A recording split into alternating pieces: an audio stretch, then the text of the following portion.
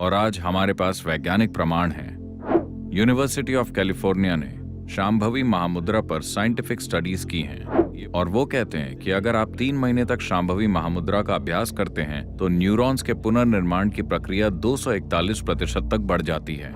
आज तक किसी भी तरह की रिसर्च के इतिहास में इस तरह की बढ़ोतरी दर्ज नहीं की गई है।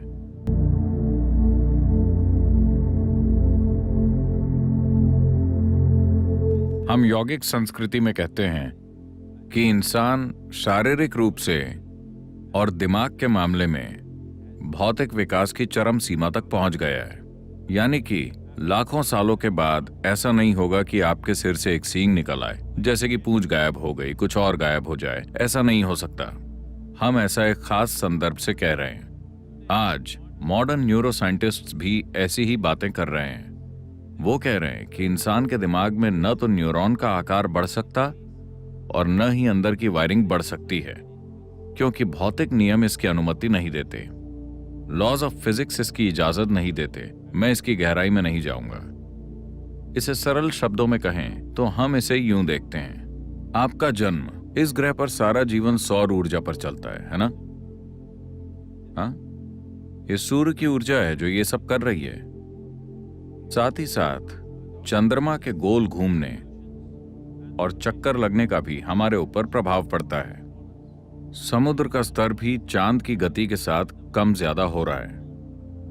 चूंकि हमारी माताओं के शरीर चंद्रमा की परिक्रमा के साथ तालमेल में थे, हम पैदा हुए और अभी हम यहां हैं।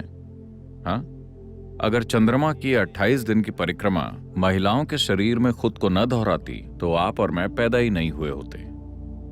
तो चूंकि ये उस हद तक पहुंच गया है, हम कहते हैं कि भौतिक नियम इस हद तक पहुंच गए हैं कि इस ग्रह पर जीवन अब और विकसित नहीं हो सकता।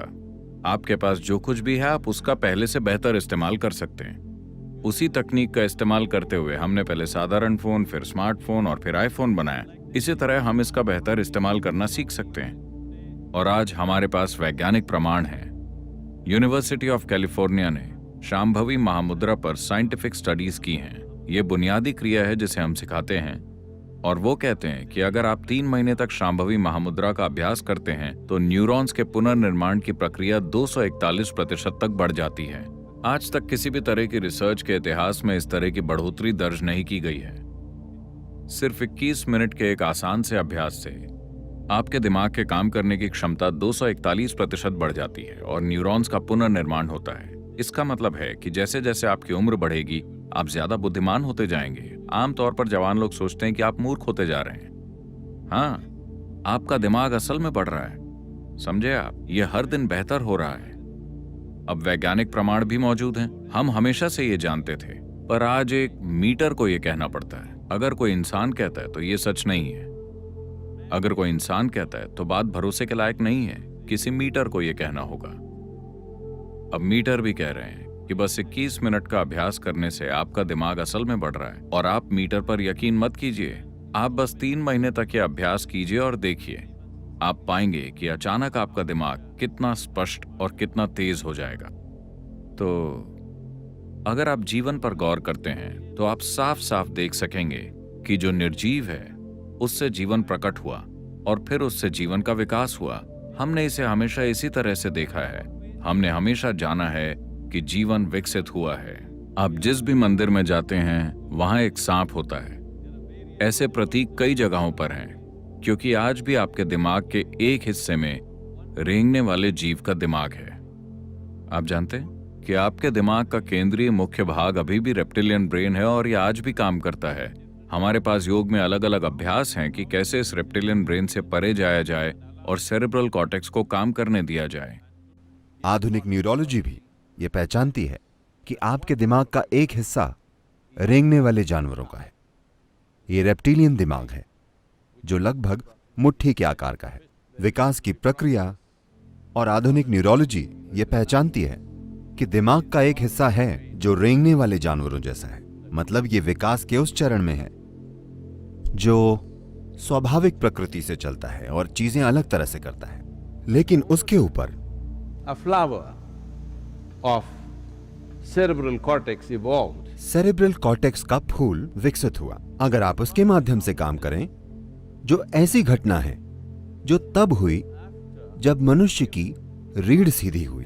रीढ़ सीधी होने के बाद बाहरी फूल विकसित हुआ। यही है जो आपको इंसान बनाता है। यही है जो आपको सृष्टि की सर्वव्यापकता के विचार देता है। यही है जो आपको यह विचार देता है कि सब कुछ एक है, जो आपको वैज्ञानिक बनने के काबिल बनाता है, जो आपको आध्यात्मिक खोजी बनने के काबिल बनाता है। लेकिन अगर आप उस पर फिर से जाएं, तो आप में बस खुद को जिंदा रखने का स्वभाव होगा। तो ये सारी प्रक्रिया इंसान की कोशिशें शिक्षा द्वारा, आध्यात्म द्वारा, ध्यान के द्वारा यही है कि इससे दूर जाकर और बाहरी आयाम से काम करना, जो ज्यादा नई घटना है, लेकिन ये आपको जीवन से अखंड तरीके से जुड़े होने का भाव देता है। अगर आप रेंगने वाले पशु वाले दिमाग से काम करेंगे तो आप बस सीमाएं तय करते रहेंगे। तो जब भी आपको अपने आसपास के लोगों से समस्या हो, हमेशा सीमाएं तय करने की बात हो, ये मेरा है, ये आपका है, ये मेरी जगह है, वो आपकी है, मेरी हवा आपकी हवा, जब ऐसा हो तो आपको समझना चाहिए कि आप यहां आ गए।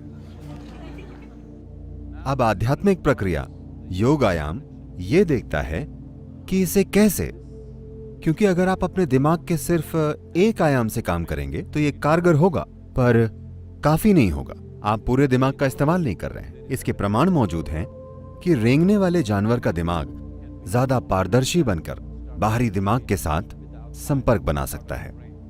यहां प्रयोग और अध्ययन हैं जो ये बताते हैं कि ध्यान के कुछ अभ्यासों से रेप्टिलियन दिमाग, जो हमेशा सीमाएं तय करता है, वो बाहरी दिमाग से संपर्क बनाना शुरू कर देता है और ये एक दिमाग के रूप में काम करते हैं। तो मैं नहीं जानता कि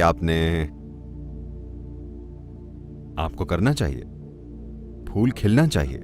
और इसीलिए योग में आप देखेंगे सभी चित्रों में, योगिक संस्कृति में, फूल फूल, छोटा फूल, छोटा फूल, छोटा फूल, बड़ा फूल। वो खिल गया। अगर वो खुल जाता है तो अब इंसानी बुद्धि हर चीज को जोड़ने वाले तरीके से काम करती है, ना कि अलग करने वाले तरीके से। तब आप खुद को अलग नहीं करेंगे, आप दूसरों को खुद में शामिल करेंगे। खुद में शामिल करना कोई सिद्धांत नहीं है। खुद में शामिल करना अस्तित्व की प्रकृति है। कोई भी अन्य प्राणी इसे समझने में सक्षम नहीं है।